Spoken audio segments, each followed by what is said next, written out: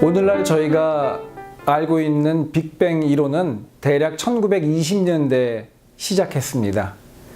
20년대에 아인슈타인의 일반 상대론에 자극을 받은 과학자들 중심으로 우주가 작은 점에서부터 출발해서 오늘날 거대하게 발달해 왔다고 주장하게 된 것인데요. 하지만 그 이후에 40여 년 동안 과학자들은 빅뱅 이론을 믿지 않았습니다. 그러다가 1960년대 들어서 전파과학자 두 사람이 미국의 뉴저지주에 있는 한 연구소에서 지상에 있는 전파망원경을 활용해서 하늘을 관측한 결과 하늘에서부터 우리가 이전에는 알지 못했던 굉장히 미온의 그러한 복사 에너지가 온다는 것을 알게 되었습니다. 곧 그것이 1920년대 최초의 예측을 하고 그 이후에 1950년대 다시 또 예측을 하게 된 우주 배경 복사, 즉 빅뱅 이론의 가장 강력한 관측적 증거라는 것이 발견되고 그리고 알려지게 된 것입니다. 그리고 노벨 협회 역사로 볼 때는 굉장히 짧은 시간인 14년 후에 노벨상 수상의 명예를 얻게 되기도 하였습니다. 최초의 우주 배경 복사를 이렇게 발견한 이후 천문학자들은 쉽게 빅뱅 이론을 믿었을 것 같지만 그렇지가 않습니다. 노벨상까지 준 이후에도 이 예측과 예견과 관측이 너무나 지대한 의미를 갖고 있다는 것을 과학자들이 알았기 때문에 여러 가지 새로운 관측을 시도하게 되었습니다. 그 중에 대표적인 것이 코비 우주망원경입니다.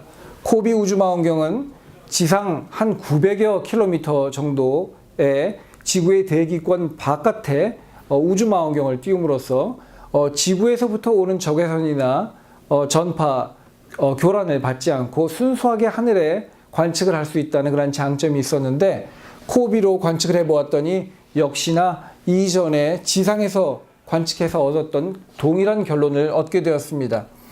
하늘의 어느 곳을 보든지 거의 동일하게 영하 270도 정도 되는 아주 온도가 낮은 우주 배경 복사 에너지를 관측하게 된 것이죠. 이렇게 해서 1989년도에 관측된 코비 결과로 또 한 번 동일한 사건에 대해서 노벨상이 주어집니다. 그때가 2000년대 초기입니다.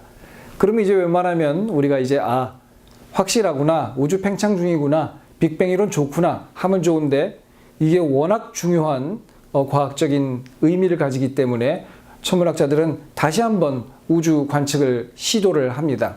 그래서 21세기에 들어온 다음에 WMAP이라고 하는 미국의 위성과 그리고 그 이후에는 또 플랑크라고 하는 유럽의 위성이 동일한 관측을 다시 시도하는데 이때는 WMAP과 플랑크를 지구 주위를 그냥 공전하면서 하늘을 관측하는 것이 아니라 지구에서부터 굉장히 멀리 떨어진 100만 킬로 이상 떨어진 그러한 지점에 이 위성을 보낸 다음에 그렇게 차가운 우주의 한 구덩이에서 하늘을 다시 관측하게 함으로써 이전의 관측보다 훨씬 더 정밀한 우주 배경 복사 천도를 마련하게 되었습니다.